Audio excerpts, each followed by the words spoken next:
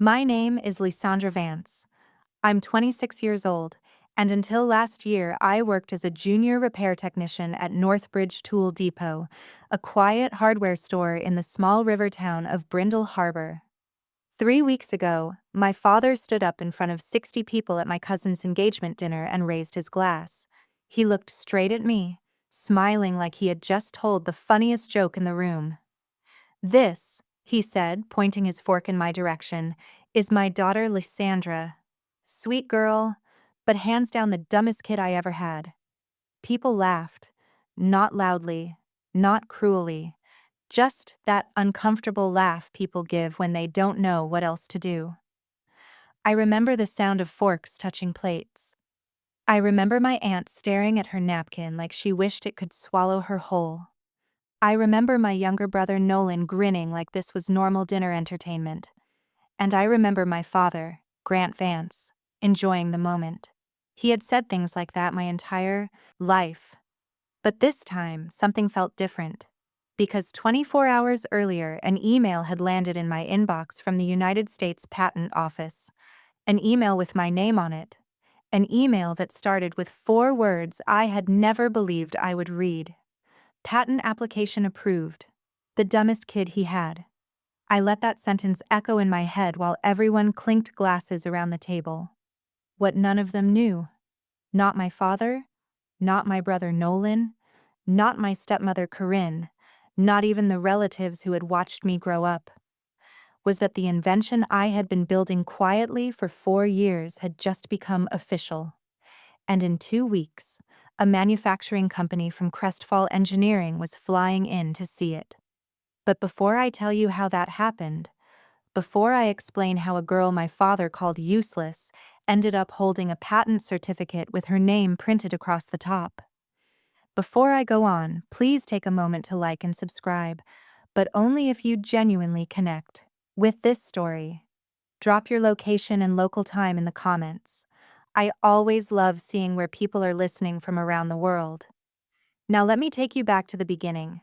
I grew up in a faded blue house on Hearthstone Road, the kind of house where the garage always smelled like motor oil and the kitchen clock ticked louder than conversations. My father ran a local construction supply company called Vance Structural Materials. He believed in 2 things more than anything else in the world: hard work and quick answers. If you hesitated before speaking, he thought you were slow. If you asked questions, he thought you were wasting time. If you did something differently than he expected, he called it stupidity. And I hesitated a lot. Not because I didn't think, but because my brain worked sideways. When someone asked me a question, my mind would run through 10 different possibilities before my mouth opened. By the time I found the best answer, the moment had already passed. Teachers thought I was distracted. My father thought I was dumb. By the time I turned 12, the label had already stuck. Lysandra's the quiet one, people would say. But my father said it differently. Lysandra's the slow one. My younger brother Nolan was the opposite. He was quick, loud, and confident. Teachers loved him. My father worshipped him. At dinner, Nolan would answer questions before they were finished. 8 times 7? My father would say. 56. Nolan would answer instantly. Then my father would look at me. Lysandra, what's 9 times 6? And I would pause. Not because I didn't know, because in that moment my brain would suddenly start thinking about why numbers worked the way they did, how multiplication connected to patterns, how shapes could represent numbers. By the time I opened my mouth, Nolan had already sighed. 54, he'd say. My father would shake his head. See what I mean? He'd tell guests. Bright kid here, pointing to Nolan. And then there's Lysandra. Everyone would laugh politely. That became the rhythm of our house. Quick answers were intelligence. Quiet thinking was stupidity. But the strange thing was, my mind never stopped building things. When I was 10, I fixed a broken lawn sprinkler using 3 paper clips and a rubber washer from the sink. When I was 13, I rebuilt a rusted bicycle gear system that the repair shop said was beyond saving. When I was 16, I designed a small clamp mechanism that stopped my father's ladder from sliding on wet concrete. He never used it. He tossed it in the trash and said, "Stop messing with junk and focus on real skills." That night, I pulled the clamp out of the garbage and hid it under my bed. It was the first thing I ever built that actually worked, but it wouldn't be the last, and the invention that would eventually carry my name into the patent office. The one that would turn my father's favorite insult into the worst prediction he ever made. Started with a broken toolbox on a rainy afternoon when I was 22. But the story of that toolbox, and the person who accidentally became the first person to see what I could really do, that part came later. And it started with a stranger walking into the hardware store where I worked, holding something in his hand that no one else in town knew how to fix. Rain had been falling over Brindle Harbor for 2 days straight when the stranger walked into Northbridge Tool Depot. Not the gentle kind of rain that taps on windows. This was the heavy gray kind that makes the whole town feel quiet and slow, like everything is waiting for something to happen. I was behind the repair counter that afternoon, wearing my usual grease-stained apron and trying to fix a jammed torque wrench someone had dropped in the mud. The store smelled like metal shavings, wet coats, and sawdust. The fluorescent lights hummed overhead. Old rock music played softly through a radio that only picked up half the stations. Most days were the same. Contractors came in. Farmers bought bolts. Someone always needed a drill repaired. And I stayed in the back corner where people dropped broken things and forgot about them. That was my job. Officially, my title was Junior Equipment Repair Technician. In reality, it meant I fixed tools no one else wanted to bother with. My boss, Harland Pike, liked to say it this way: "Give the weird problems to Lysandra. She's slow, but she's patient." He didn't mean it cruelly. Harland was a decent man, but even in his voice, the word slow had the same shape it always did, like a quiet label stuck to my back. The bell over the front door rang. I glanced up. A tall man stepped inside, shaking rain off a dark green jacket. He looked older than most of our customers, maybe mid-60s, with silver hair and a narrow leather case tucked under his arm. He walked slowly down the aisles, scanning shelves like he wasn't really looking for anything we sold. Then he stopped at my repair counter. "You the one who fixes things?" he asked. His voice was calm, curious. I wiped my hands on a rag. "Depends what's broken." He placed the leather case on the counter and unlatched it. Inside was a small metal mechanism I had never seen before. At first glance, it looked like a compact hinge system with several tiny rotating plates, springs, and two sliding pins that locked together at odd angles. But something about the way the parts moved made my brain pause, not in confusion, in recognition. The man pushed it toward me. "It jams when the temperature drops," he said. "I've taken it to 3 repair shops in this town. No one wants to touch it." I turned the mechanism in my hands. The metal was cold and worn smooth in places. Someone had clearly used it for years. "What is it?"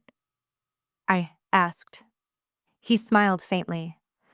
"Prototype latch for foldable field ladders. I designed it 20 years ago. Works fine in warm weather, but cold contracts the springs. Locking pins misalign." My fingers rotated the plates slowly. The movement felt wrong. Not broken. Wrong. Like a door that opens the wrong direction. I grabbed a pencil and pulled a scrap paper toward me. Without thinking, I sketched the hinge structure and drew 2 arrows showing the path of the sliding pins. The man watched quietly. "You see something?" he asked. "Maybe." I adjusted the drawing. "The spring tension isn't the real problem," I said slowly. "The plates expand differently than the pin housing. That shifts the angle of the slot." He leaned forward. You figured that out in 30 seconds. I shrugged. I look at patterns. He laughed softly. Everyone else looked at it like a broken part. I rotated the mechanism again and slid a small screwdriver into the pin housing. If this slot was 2 millimeters wider, I said, and the spring anchor moved here instead of here. I shifted the pencil mark. The pins wouldn't jam when the metal contracts. The man's eyebrows lifted. Mind if I try something? I asked. He folded his arms. Go ahead. 10 minutes later, the repair bench was scattered with tiny screws and springs. I shaved a thin edge from the slot using a microfile from the drawer. Then I moved the spring anchor slightly using a small steel washer as a spacer. I reassembled the latch and handed it back. Try it. He pressed the plates together. The mechanism clicked smoothly. Once, twice, 3 times. No resistance. The man stared at it like he had just seen a ghost. Well, he murmured. I wiped my hands again. Wasn't broken, I said. Just arranged wrong. He looked at me with a strange expression. Not surprise. Something else. Recognition. What's your name? He asked. Lysandra Vance. He repeated it slowly. Lysandra Vance. Then he reached into his coat pocket and pulled out a small card. He slid it across the counter. I glanced down.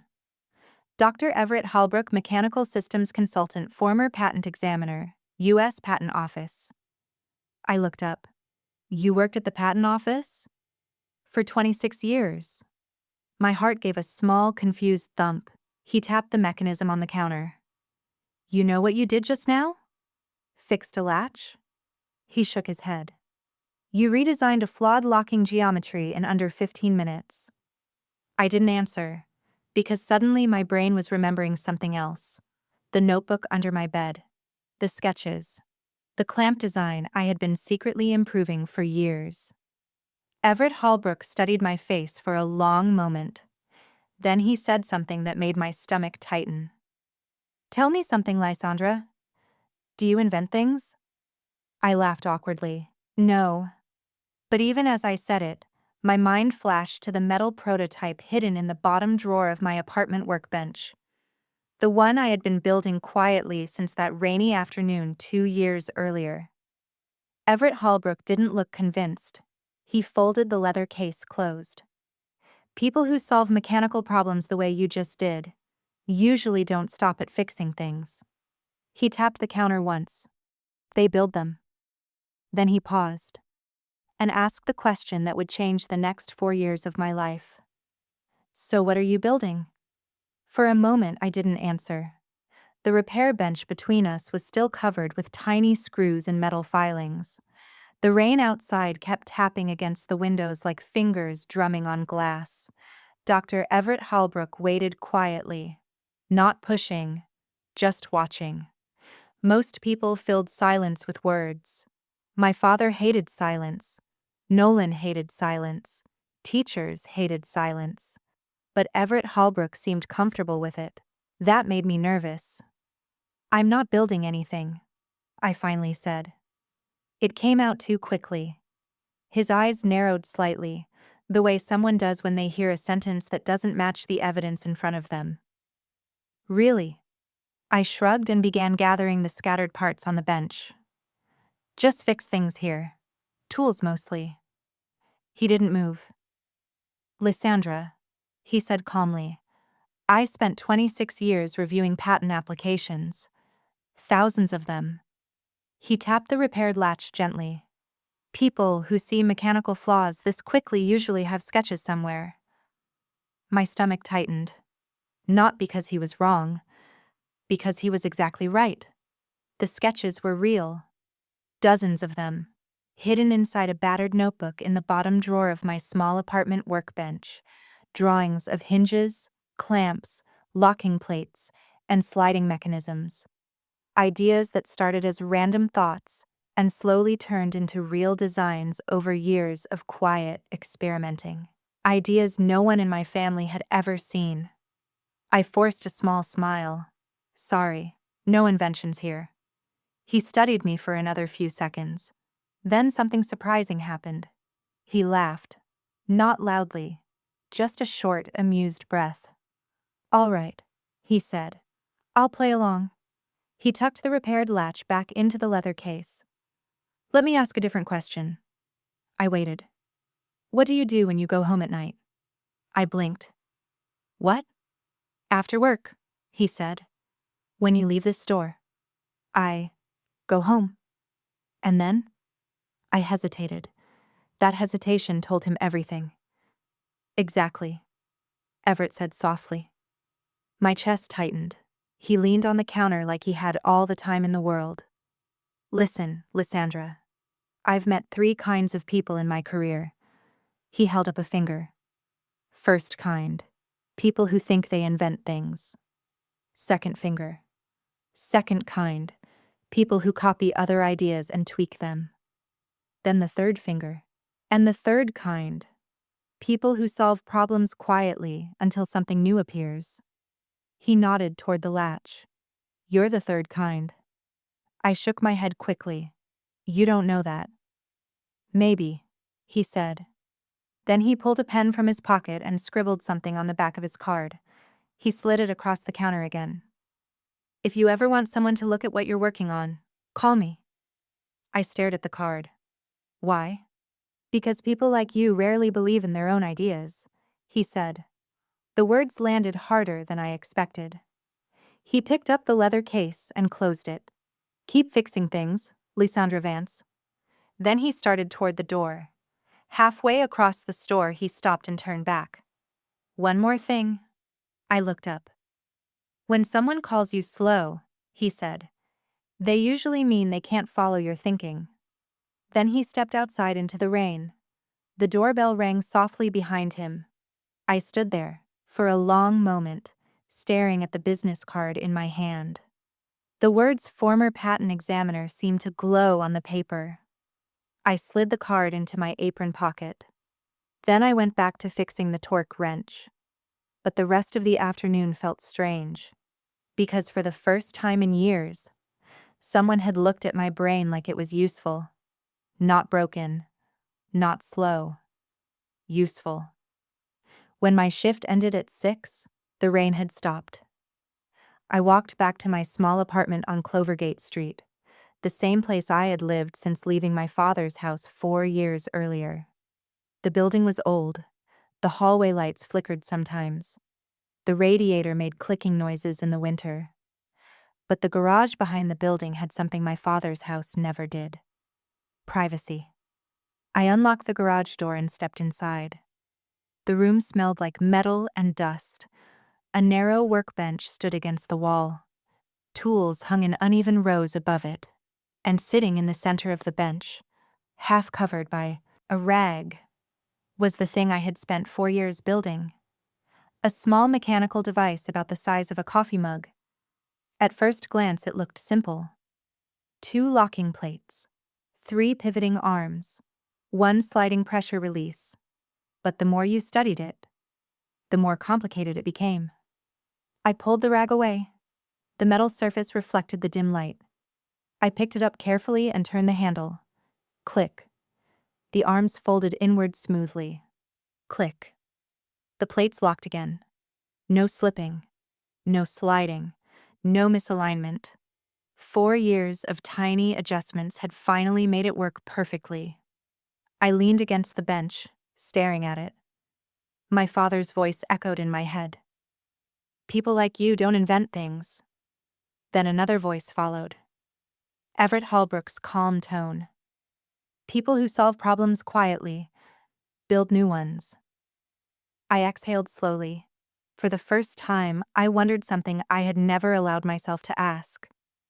What if this wasn't just a garage project?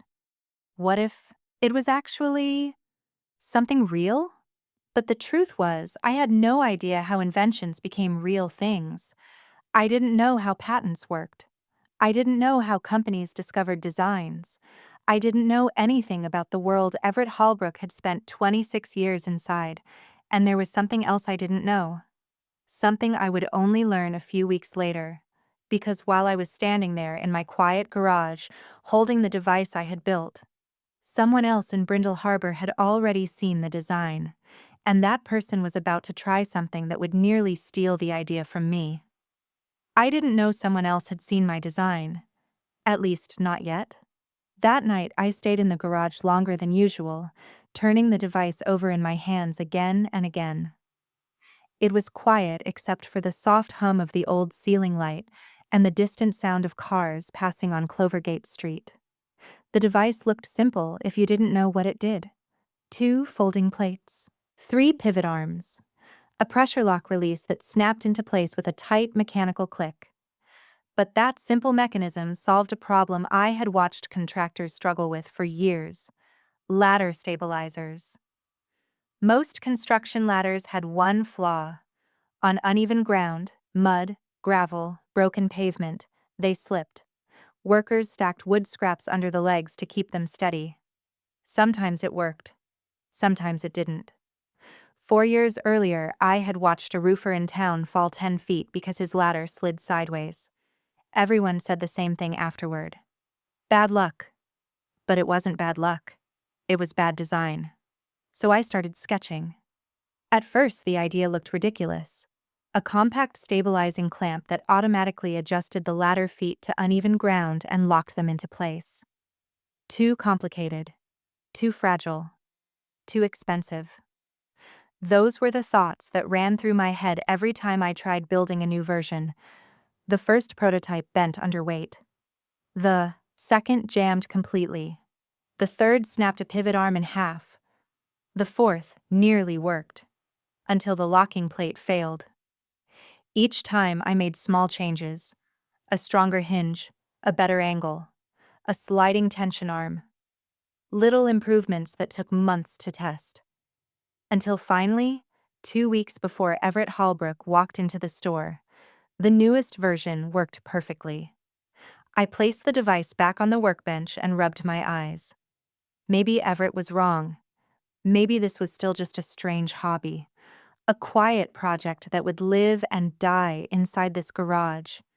The thought almost felt comforting, because turning an idea into something real meant facing something I had spent my whole life avoiding: judgment. And no one judged faster than my father. The next evening proved that point. I hadn't planned on visiting my father's house. I rarely did anymore, but my stepmother Corinne had called that afternoon. "Your cousin Ria's engagement dinner is this weekend," she said. "Your father wants the family together beforehand." When Corinne said, "Your father wants," it wasn't really a request. So the next night I drove across town to the old blue house on Hearthstone Road. Nothing had changed. The same cracked driveway. The same garage full of construction equipment. The same porch light flickering above the door. Inside, Nolan was already there. He leaned back in the kitchen chair, scrolling through his phone. "Look who finally showed up," he said when I walked in. "Hi, Nolan." My father sat at the table with paperwork spread in front of him: construction invoices, material orders, delivery schedules. He didn't look up right away. "Sit," he said. I took the chair across from him. Corinne placed a plate of food in front of me: roast chicken and potatoes. Dinner at the Vance house was always quiet at first. Then the questions started. My father set his pen down. "How's the hardware store?" "Busy," I said. "You still fixing broken tools?" "Yes." He leaned back in his chair. "You know Nolan just got promoted at the logistics company," he said. Nolan grinned. "Assistant operations manager." "That's great," I said honestly. My father nodded approvingly. "Real work," he said. Then he looked at me. "What about you?" I hesitated. "Still the same job." He sighed. "Lysandra, you're 26. I know. You ever think about doing something bigger?" The words sounded harmless, but I knew the tone. It was the same tone he had used my entire life. Curiosity that wasn't really curiosity. I took a slow breath. "I like fixing things." Nolan snorted. You like tinkering with junk. My father shook his head. That's not a career. Corinne tried to soften the moment. She's good with her hands, she said. But my father waved it off. Being good with your hands doesn't make you an inventor. The word hung in the air. Inventor. My stomach tightened. He laughed lightly. Trust me, I've met inventors, engineers, designers. He pointed his fork toward me. They don't spend their lives fixing rusty wrenches. Nolan chuckled. Yeah, Liz. You'd have to think fast for that. The room felt smaller suddenly. My father leaned back again and said the sentence I had heard hundreds of times growing up. Some kids get the brains, he said. His eyes flicked toward Nolan. And some get patience. Then he added the line he had repeated since I was 12. You've always been the slowest thinker in this family. I stared at the plate in front of me. Slowest thinker. The dumbest kid he had. The same old rhythm. But something was different now. Because while he was speaking, my mind wasn't shrinking the way it used to. Instead, another voice echoed quietly in my memory. Everett Hallbrook's voice. People who solve problems, quietly, build new ones. For the first time in years, I felt something unusual at that table. Not shame, not anger. Just a strange, steady certainty. Because hidden in the garage behind my apartment, there was a device that worked. And if Everett Hallbrook was right, that device might actually matter. What I didn't know yet was that someone else had already become interested in my tinkering. Someone who had quietly watched me leave the garage 2 nights earlier. Someone who had returned after I left. And someone who had taken pictures of the device on my workbench. I didn't know my garage had been broken into. Not right away. The next morning felt normal. I opened Northbridge Tool Depot at 8, like always. The air still carried the smell of rain, and the sky hung low over Brindle Harbor like a heavy gray blanket. Harlan Pike was in the back office arguing with a supplier on the phone. A farmer came in needing a chainsaw chain. A contractor dropped off a cracked nail gun. Life moved the way it always did. Slow, predictable, quiet. I worked through the morning repairs with the steady rhythm my hands had learned over years. Unscrew, clean, replace, reassemble. But around 11 o'clock, something strange happened. A man I had never seen before walked into the store. He looked out of place the moment he stepped through the door. Not because of what he wore. His clothes were ordinary enough.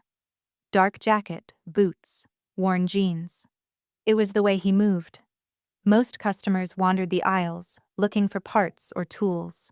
This man didn't browse. He walked straight to the repair counter. I wiped my hands on a rag.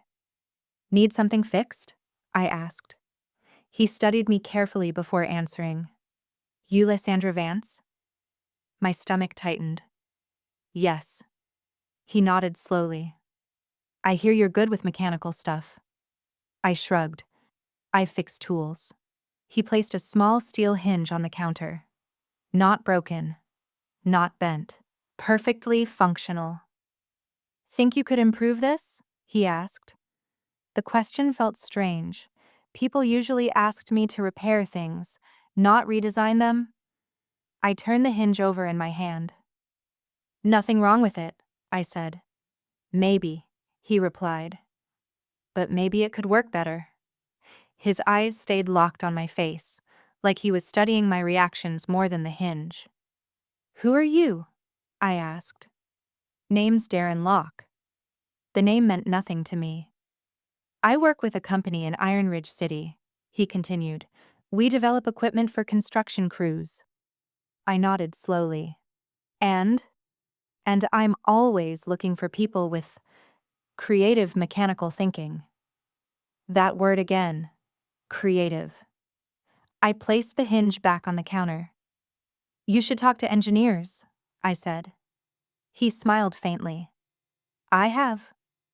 His eyes moved around the repair bench, scanning tools, parts, Notebooks. You ever design anything yourself? He asked casually. The question made my pulse quicken. 2 days earlier, Everett Hallbrook had asked the same thing, but this felt different. Everett's question had sounded curious. Darren Locke's sounded calculated. No, I said. He studied me for another moment, then he nodded. All right. He picked up the hinge. Just thought I'd ask. He turned and walked toward the door. Halfway across the store, he stopped. You ever consider filing patents? He said without looking back. My chest tightened. I wouldn't know where to start, I replied. He chuckled quietly. Most people don't. Then he stepped outside. The doorbell rang softly behind him. I stood there for a long moment. Something about that conversation felt wrong, like a puzzle piece forced into the wrong place. But the store grew busy again, and the moment passed. It wasn't until that evening that the feeling returned. When I got home to my apartment, the first thing I noticed was the garage door. It was closed, but not fully, just slightly crooked. A narrow gap at the bottom where the latch hadn't caught. I frowned. I was careful with that door. Always. Slowly I pushed it open. The garage light flickered on. At first, everything looked normal. Workbench, tools, metal scraps. Then my eyes landed on the device. My stabilizing clamp sat exactly where I had left it, but the rag covering it had been moved, folded differently. My heartbeat quickened. I stepped closer. The device was still there, but something else was missing. My notebook. The battered black notebook where I had drawn every design, every change, every mistake. The drawer where I kept it was open, empty. My chest tightened. No. I searched the bench, the shelves, the floor. Nothing. Someone had been here. Someone had gone through my work, and they had taken the one thing that explained everything. The designs, the measurements, the full mechanism layout. For a moment, I just stood there, staring at the empty drawer.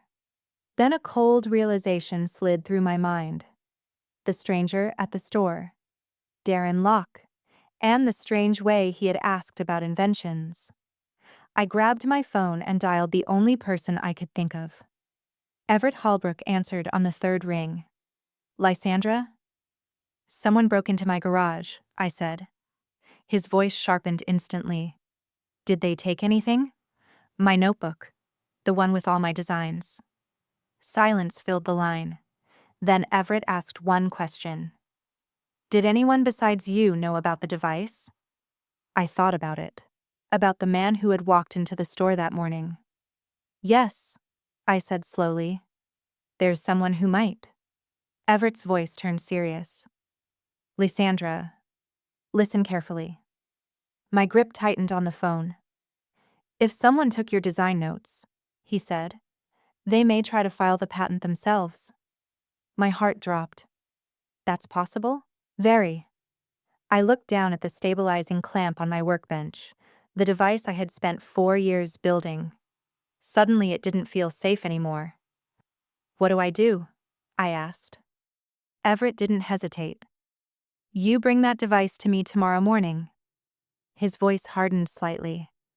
Because if someone's trying to steal your invention... He paused. We may already be running out of time. I barely slept that night. Every time I closed my eyes, the same thought kept returning. Someone had been inside my garage. Someone had opened my drawer.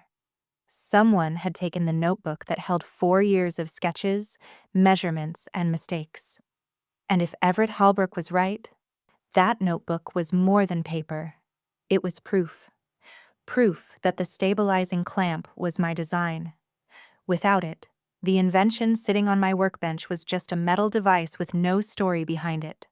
No history. No evidence. And if someone else filed a patent first, it could legally become their invention. By 6 in the morning, I had already packed the device into a toolbox and loaded it into my car. The roads through Brindle Harbor were quiet that early. Fog hung over the river and the streetlights still glowed faintly in the gray morning. Everett Holbrook lived across town in an old brick house near Maple Crest Park. When I pulled into the driveway, he was already waiting on the porch with a mug of coffee. Like he had been expecting me. "You look like you didn't sleep," he said when I stepped out of the car. "I didn't." He nodded toward the toolbox in my hands. "That the device?" "Yes." "Bring it inside." His house smelled like books and old wood. The living room was filled with shelves stacked with thick binders and engineering manuals. He cleared space on a large oak table. "Let's see it." I set the toolbox down and opened the lid. The stabilizing clamp sat inside exactly where I had placed it the night before. Everett leaned forward slowly, studying the mechanism like a jeweler examining a rare stone. He didn't touch it at first. He just looked. Then he reached out and rotated the pivot arms carefully. Click. The plates folded inward smoothly. Click. The locking pin snapped into place again. He tested the pressure release. The arms adjusted to different angles, mimicking uneven ground. Everett sat back in his chair. "Well?" he murmured. "What?" I asked nervously. He looked up at me with a small smile. "Lysandra, do you realize what you built?" "A ladder stabilizer." He shook his head. "No." He tapped the mechanism lightly. "You built a self-adjusting load lock system." I blinked. "A what?" "A mechanism that automatically adapts to uneven surfaces and locks under weight pressure." He leaned forward again. "This isn't just a ladder clamp." His voice grew more thoughtful. "This design could stabilize scaffolding, portable towers, maintenance platforms." My chest tightened. "Are you saying it's useful?" Everett laughed softly. "Useful?" He shook his head again. "This is the kind of simple mechanical solution companies spend years trying to figure out." I stared at the device on the table. 4 years of quiet work. 4 years of believing it was just a strange hobby. Everett folded his hands. "When did you start building it?" 4 years ago." "And you documented every change in that notebook?" "Yes." "That notebook matters more than you realize," he said, "because it shows the timeline of the idea." My stomach dropped. "The notebook that was stolen." He nodded slowly. "Yes." The room went quiet. Then Everett reached into a drawer and pulled out a thick stack of forms. "Fortunately," he said, "there's something we can still do." I frowned. "What?" He slid the forms across the table. "A provisional patent application." The words felt unfamiliar. "It's a temporary filing that establishes you as the inventor." "For how long?" I asked. 12 months. He tapped the top page. "If we file this immediately, it creates an official record that you developed this design before anyone else files." My heart pounded. "So, even if someone tries to steal it?" "They'll have a problem," Everett finished. "But we need detailed drawings." My shoulders sagged. They were in the notebook. Everett smiled calmly. "You built the device?" "Yes." "Then the design is still in your head." He pushed a blank sheet of paper toward me and placed a pencil beside it. "Start drawing." For the next 2 hours, I sketched everything I could remember. The pivot angles, the sliding plate measurements, the pressure lock path. Every detail that had lived in that stolen notebook. Everett watched quietly, occasionally asking small questions. "Why did you shift the hinge here?" "To reduce sideways stress." "Why the dual pivot arms?" "Balance the weight distribution." By the time I finished, the table was covered with diagrams. Everett gathered the pages carefully. "This will work." He stood up. "I'll finalize the application tonight." Relief washed through me slowly. For the first time since discovering the break-in, it felt like maybe the invention wasn't lost after all. But Everett wasn't smiling anymore. Instead, he looked thoughtful, concerned. "There's something else we need to talk about," he said. "What?" "You mentioned a man at the store yesterday. Darren Locke." Everett's expression changed instantly. "You're sure that was the name?" "Yes." He exhaled slowly. "That's not good." A cold knot formed in my stomach. "You know him?" "Not personally," Everett said, "but I know the company he works for." He paused. "They've been involved in 3 patent disputes in the last decade." My chest tightened. "You think he took my notebook?" Everett didn't answer immediately. Instead, he walked to the window and looked outside. Then he turned back toward me. "If Darren Locke saw your design," he said carefully, "there's a very good chance he already understands how valuable it could be." My pulse quickened. "What does that mean?" Everett's voice lowered slightly. "It means we may not be the only ones preparing a patent application right now." The room felt suddenly smaller, and the worst part was, Everett hadn't even heard the next piece of information yet, because while we were sitting there preparing the application, someone in Iron Ridge City had already sent a set of design sketches to a patent attorney, sketches that looked suspiciously like my stabilizing clamp. Everett finished the provisional application that night. I stayed at his house until nearly 10 o'clock while he typed the final technical descriptions.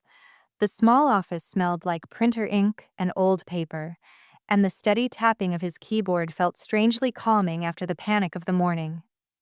Every now and then he asked me a question. "How much weight did your prototype hold during testing?" "About 300 pounds." "Did the pivot arms ever fail under sideways pressure?" "Only on the early versions." Each answer turned into another paragraph inside the application. When he finally printed the documents, the stack was nearly 30 pages thick. Everett clipped them together and slid them across the desk.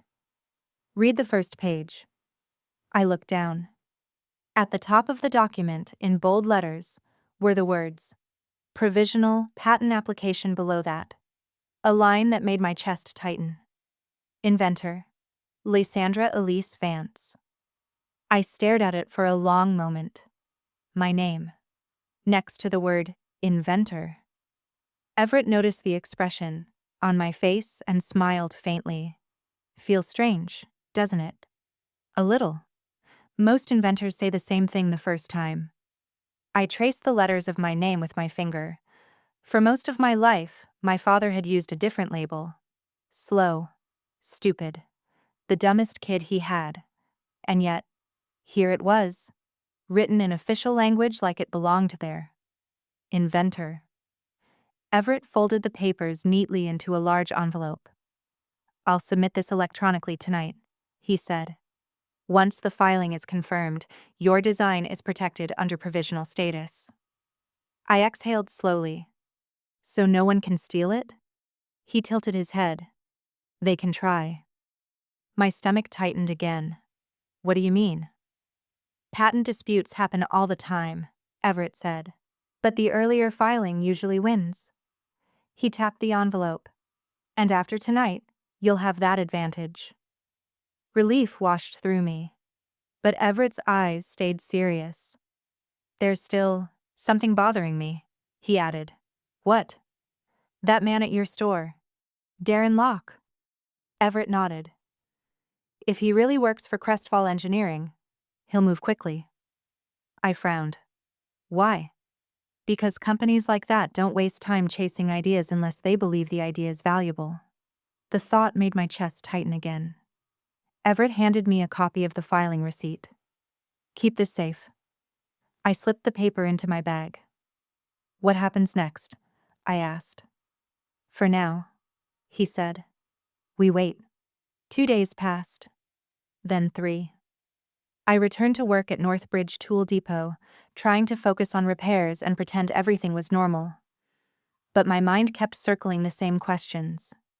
Had Darren Locke really stolen my notebook? Had someone already tried to file the design? And if they had, were we too late?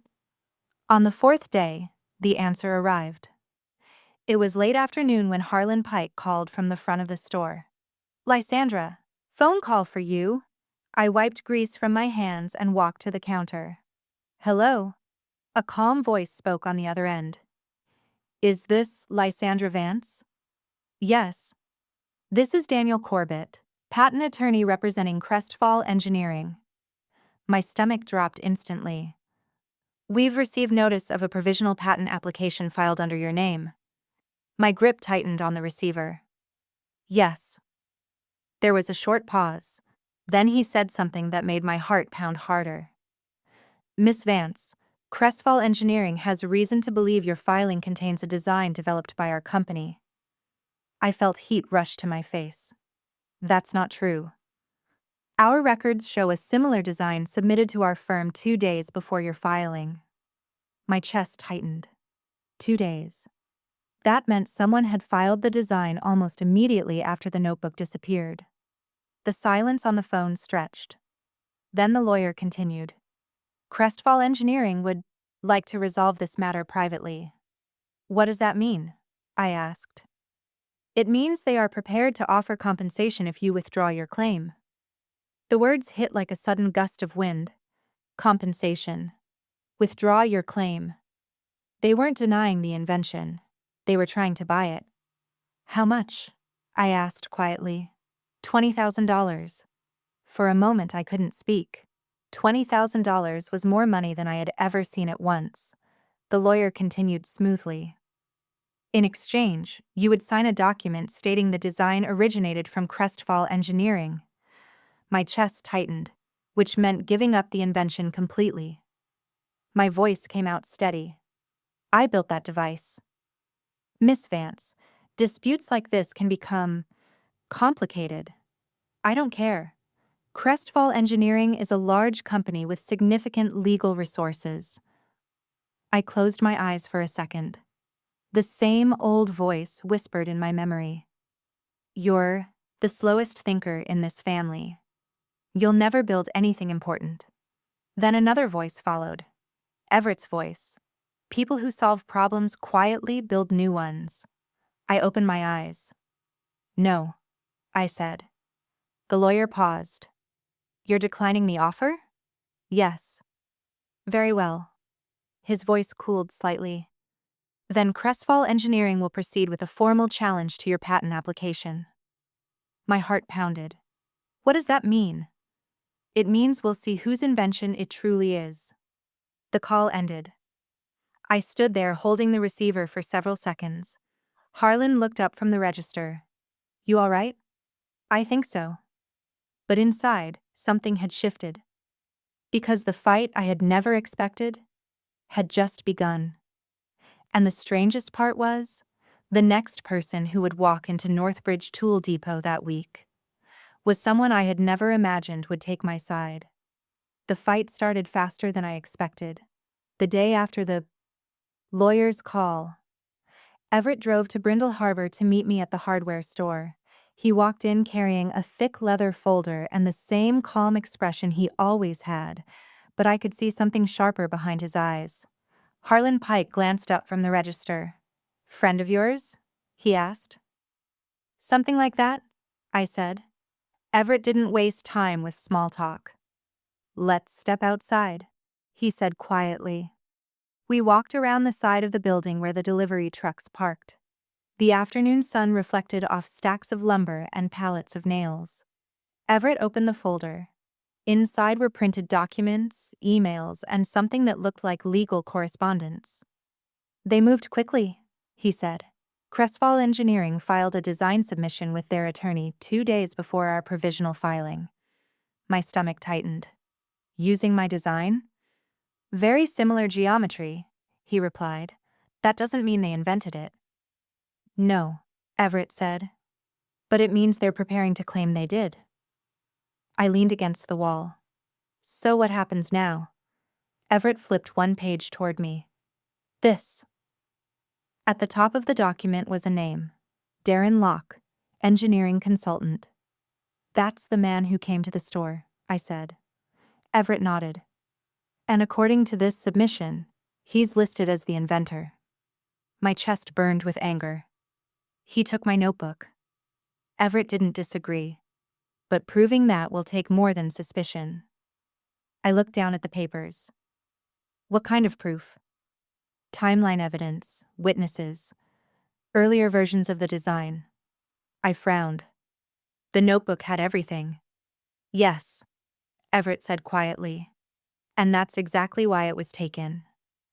A car engine rumbled in the parking lot behind us. Everett glanced over my shoulder toward the street. Then he closed the folder slowly. There's one more thing, he said. What? Crestfall doesn't usually fight this aggressively, unless they believe the design is worth a lot of money. How much? He shrugged slightly. Hard to say, but stabilizing equipment used on construction sites? That's a large market. The thought made my head spin. I had spent 4 years believing the device was just a strange little project. Now a major engineering company was trying to claim it. Before I could say anything else, the store door opened behind us. Harlan stuck his head out. Lysandra, he called. There's someone here asking for you. Everett and I exchanged a quick look. Who? I asked. Harlan shrugged. Didn't give a name. Said it's important. I stepped back inside the store. A woman stood near the repair counter. She looked about 35, dressed in a gray jacket and dark slacks. A messenger bag hung from her shoulder. When she saw me, she walked forward quickly. Are you Lysandra Vance? Yes. She extended her hand. My name is Clara Whitlock. I'm a journalist with Iron Ridge Industrial Review. Everett stepped up beside me. What's this about? He asked. Clara glanced between us. I'm writing a story about a patent dispute involving Crestfall Engineering. My stomach tightened. How did you find me? She smiled slightly. Crestfall submitted documents to a local court this morning. Your name appears in them. Everett crossed his arms. And something about their claim didn't sit right with me.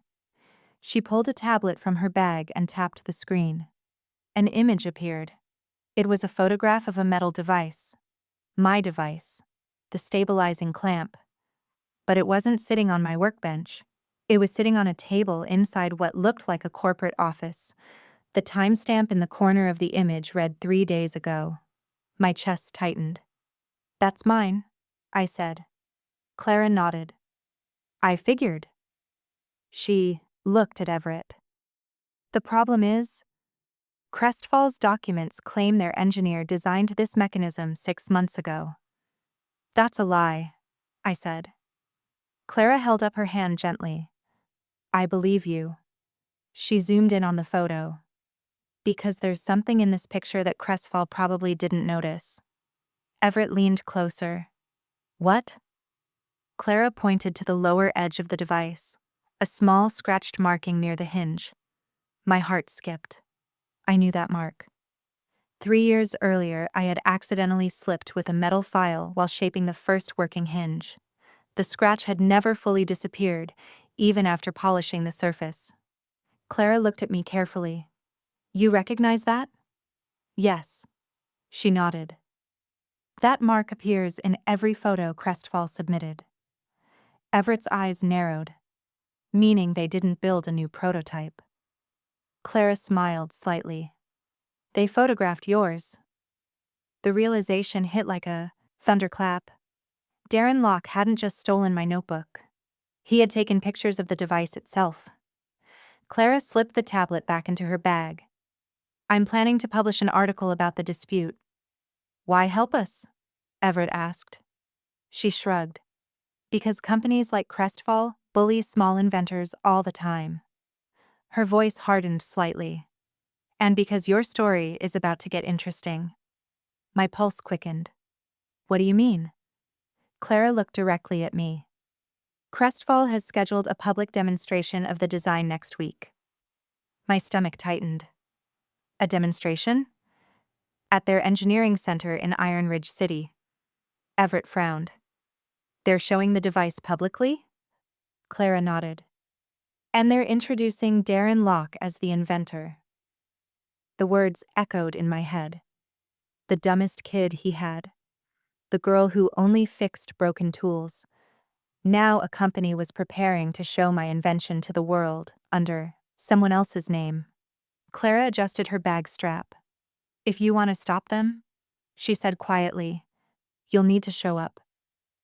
Everett looked at me, and for the first time since this began, the situation became very clear. This wasn't just a patent filing anymore. It was about proof. And the only place left to prove the truth might be the very stage where they plan to claim the invention. The night before the demonstration, I couldn't stop pacing. Everett's living room floor was covered with papers, printouts, and diagrams from my provisional patent filing. The stabilizing clamp sat in the center of the table like the quiet reason all of this chaos existed.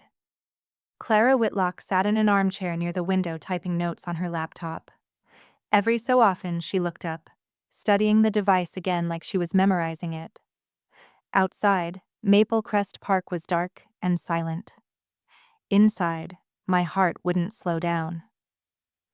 Everett closed another binder and looked at me. "Sit down for a moment, Lysandra." I shook my head. "What if they convince everyone it's theirs?" I asked. "They won't. They already filed documents. They filed claims," Everett corrected calmly. "Claims are not proof." I rubbed my temples. Crestfall is a huge company. I'm a repair technician from a hardware store. Clara closed her laptop. "You're also the person who built the working prototype," she said. "That matters." I stared at the clamp. 4 years of quiet work had led to this moment. And tomorrow, Darren Locke was planning to stand on a stage in Iron Ridge City and call himself the inventor. Everett leaned back in his chair. "Let's review what we have." He raised a finger. "First, the provisional patent filing under your name. Second finger. Second, Clara's photograph evidence showing they used your prototype. Third finger. Third, my testimony as a former patent examiner confirming the mechanical design matches your application." Clara nodded. "And fourth," she added, "my article goes live tomorrow morning." I looked at her. "You're publishing before the demonstration?" "Yes." "What if they sue you?" She shrugged. "Then they'll have to explain why their engineer's new invention contains physical marks from your garage prototype." The room grew quiet again. Everett folded his hands. "The key moment will be the demonstration." "What do you mean?" I asked. "Companies like Crestfall love public showcases," he said.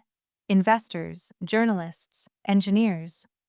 Clara added, "If Darren Locke claims the invention on stage, and we challenge him with evidence." My chest tightened. "It becomes a public problem for them." I swallowed. "And you think they'll back down?" Everett looked thoughtful.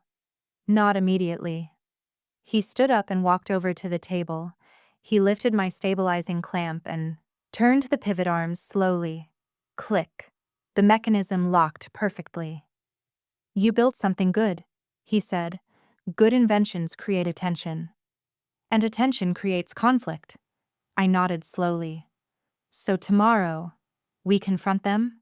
Clara closed her laptop. "Exactly." The next morning, we drove to Iron Ridge City. The engineering center stood on the edge of a large industrial park, a sleek glass building surrounded by construction equipment and cranes. A banner stretched across the entrance. "Crestfall Engineering Innovation Showcase." My stomach twisted as we walked inside. The lobby buzzed with people in suits, reporters carrying cameras, and engineers studying equipment displays. At the far end of the room, a stage had been set up with bright lights, and sitting on a pedestal in the center of that stage was my invention, the stabilizing clamp. But something about it looked different. The surface had been polished, the edges were smoother, but the shape, the structure, the pivot arms. It was unmistakably the same design. My design. Clara leaned toward me. "They cleaned it up for presentation." Everett nodded quietly. Same geometry, though? A voice echoed through the hall. Ladies and gentlemen, welcome. The crowd turned toward the stage. Darren Locke stepped into the spotlight wearing a dark suit and confident smile. My chest tightened instantly. He looked completely comfortable standing beside the device he had stolen. Today, he began, Crestfall Engineering is proud to introduce a breakthrough in portable stabilization technology. He placed his hand on the clamp. This system solves a problem construction crews have faced for decades. I felt my pulse pounding in my ears. He was explaining my invention. Every feature, every advantage, the adjustable arms, the locking pressure plates, the automatic balance mechanism. Clara whispered beside me. He's describing your patent application. Everett's jaw tightened. Darren continued speaking. After months of engineering development, we're proud to reveal this design publicly for the first time. Months. The word made my stomach burn. Then Darren said the sentence that finally pushed me forward. As lead developer of this system, That's not true.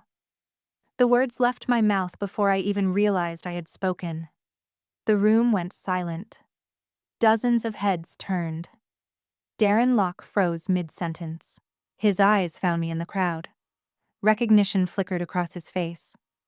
I stepped forward slowly. My name is Lysandra Vance. My voice felt steady now. And I built that device. Murmurs spread through the audience. Darren forced a smile. I'm sorry, he said smoothly, but this presentation isn't open for...